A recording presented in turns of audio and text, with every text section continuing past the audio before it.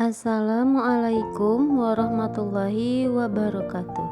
Perkenalkan, nama saya Anggi Juwita, peserta di Klaser CPNS tahun 2021 dari Kabupaten Purwakarta. Pada tugas kali ini, saya akan memaparkan resume mengenai manajemen ASN. Selamat menyimak. Sebelum kita membahas manajemen ASN, sebaiknya kita ketahui dulu kedudukan, peran, hak, kewajiban, dan kode etik ASN. Aparatur sipil negara atau ASN berkedudukan sebagai upaya aparatur negara yang menjalankan kebijakan yang ditetapkan oleh pimpinan instansi pemerintah, serta harus bebas dari pengaruh dan intervensi semua golongan. ASN berperan sebagai perencana, pelaksana, dan pengawas penyelenggaraan tugas umum pemerintahan dan pembangunan nasional melalui pelaksanaan kebijakan dan pelayanan publik yang profesional, bebas dari intervensi politik, serta bersih dari praktek KKN. Pegawai ASN itu terdiri dari dua, yaitu pegawai negeri sipil atau sering kita sebut PNS, dan juga pegawai pemerintah dengan perjanjian kerja atau PPPK.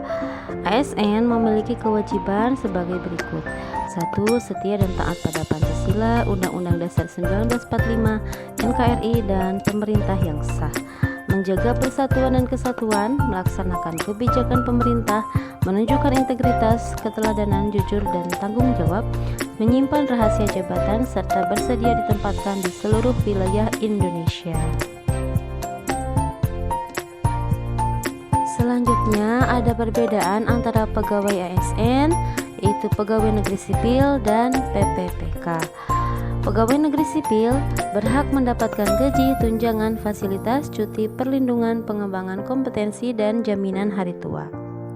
Sedangkan PPPK berhak mendapatkan gaji, tunjangan, fasilitas, cuti, perlindungan, dan pengembangan kompetensi. Satu hal yang membedakan antara PNS dengan PPPK adalah tidak adanya jaminan hari tua atau jaminan pensiun. Selanjutnya ada tugas ASN, yaitu sebagai pelaksana kebijakan publik, pelayan publik, dan perekat pemersatu bangsa. Di dalam sistem manajemen ASN terdapat kode etik dan kode perilaku yang harus dipatuhi oleh seorang pegawai ASN, yang bertujuan untuk menjaga martabat dan kehormatan sebagai pegawai ASN. Adapun fungsi kode etik ASN adalah sebagai berikut: 1. Sebagai pedoman panduan birokrasi publik atau aparatur sipil negara dalam menjalankan tugas dan wewenang agar tindakannya dinilai baik. Yang kedua, sebagai standar penilaian sifat, perilaku, dan tindakan birokrasi publik atau aparatur sipil negara dalam menjalankan tugas dan kewenangannya.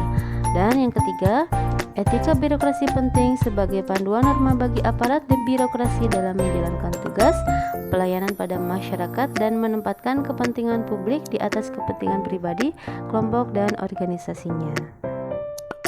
Selanjutnya kita akan membahas mengenai sistem merit dalam manajemen ASN.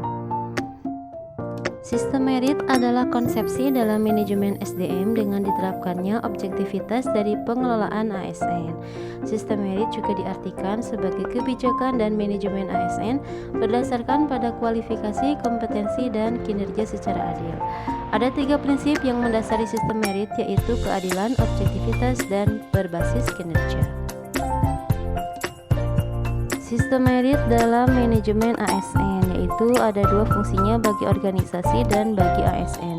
Bagi organisasi, fungsinya untuk mendukung keberadaan prinsip akuntabilitas yang saat ini menjadi tuntutan dalam sektor publik. Sedangkan bagi ASN, fungsinya adalah untuk menjamin keadilan dan juga menyediakan ruang keterbukaan dalam perjalanan karir seorang pegawai ASN. Dalam pengelolaan manajemen ASN meliputi beberapa komponen, yaitu penyusunan dan penetapan kebutuhan atau perencanaan, penilaian kinerja atau monitoring dan penilaian, pengembangan kompetensi, promosi, mutasi, dan penghargaan. Adapun pelaksanaan sistem merit didasarkan pada kualifikasi, kompetensi, dan kinerja, misalnya pada proses rekrutmen ASN. Pada proses rekrutmen ASN ada 5 tahapan yang harus dilalui oleh seorang peserta calon pegawai ASN, yaitu yang pertama, memenuhi kualifikasi dan kompetensi yang menjadi pertimbangan seseorang untuk menjadi pegawai ASN. Yang kedua adalah mengikuti tes dengan sistem CAT atau Computer Assisted Testing, yaitu model assessment atau penilaian di mana kandidat atau calon menjawab pertanyaan dengan menggunakan komputer.